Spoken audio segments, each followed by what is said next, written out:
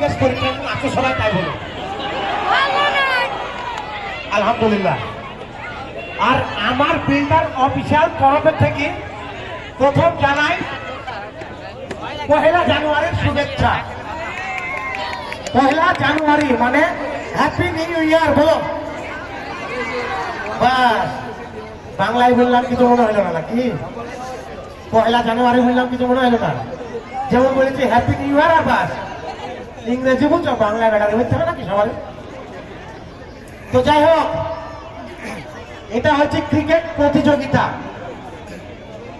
আমাদের বিধায়ক হুমায়ুন কবির সাহেব তিনার জন্মদিন উপলক্ষে যে ক্রিকেট প্রতিযোগিতা, কি গো প্রতিযোগিতা বলে? হ্যাঁ প্রতিযোগিতা, আমি আবার সব বুঝতে পারি কিন্তু, তো ভুল টুল হলে ক্ষমা করবেন। তো বিধায়ক হুমায়ুন কবির সাহেবের জন্মদিনের উপলক্ষে যে ক্রিকেট প্রতিযোগিতাটা আয়োজন করা হয়েছে, আমরা চাই প্রতিটা বিধায়ক মানে এমএলএ এমপি যারাই আমাদের এরিয়ার এমএলএ এমপি হোক, তাদের জন্মদিনের উপলক্ষে শুধু কেক কাটবে না, যদি কোনো খুশি হয় যে আজকে আমার জন্মদিন, সেই জন্মদিনে গোটা গ্রামের মানুষকে নিয়ে একটা আনন্দ করা, তার সাথে সাথে কেক কাটা, এইটাই হচ্ছে একটা এমএলএ কিংবা এমপির কর্তব্য।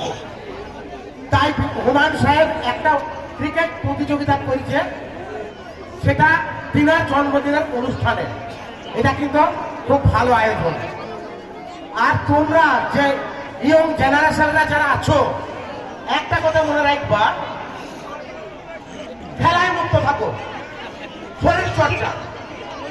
তার ভিতরে কিছু কিছু খেলা আছে, যেমন ক্রিকেট খেলা, ফুটবল খেলা, হকি খেলা, ভলি খেলা, এগুলা কিন্তু স্বয়ং আল্লাহ বলেছে যে তোমরা যেসব খেলায় শরীর চর্চা আছে সেই সব খেলায় যুক্ত থাকো, যাতে তোমাদের রেগুলার শরীর চর্চাটা হয়।